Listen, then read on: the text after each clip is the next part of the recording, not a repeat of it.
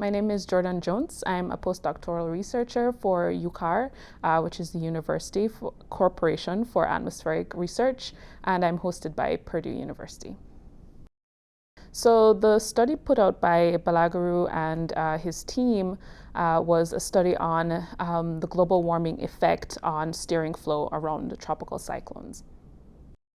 So this particular study does not necessarily look at the number of storms that are going to hit the US. What it does suggest is that the steering flow surrounding those storms will change with climate change, and that this particular steering flow will steer more storms into the US East Coast.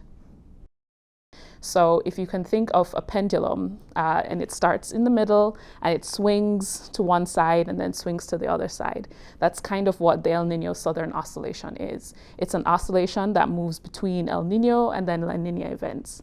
Their particular focus is at the middle or the center, right? What is that background state that El Nino is working with?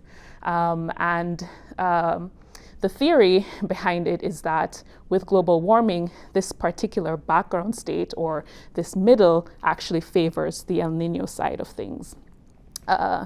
So what they're saying is that with this increased warming at the center, we will see a much stronger steering flow, kind of like what we're seeing now, that is going to steer storms increasingly into the US.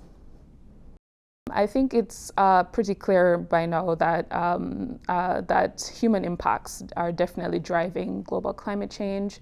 What we are not sure about just yet is how they will impact hurricane activity in general. For one, we do see, this is a very clear, very robust signal that we do see increases in the most intense storms. We also see a lot of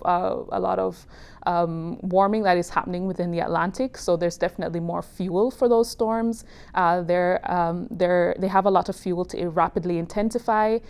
So that is a clear signal, I believe. One, that these storms do rapidly intensify with more fuel to the fire.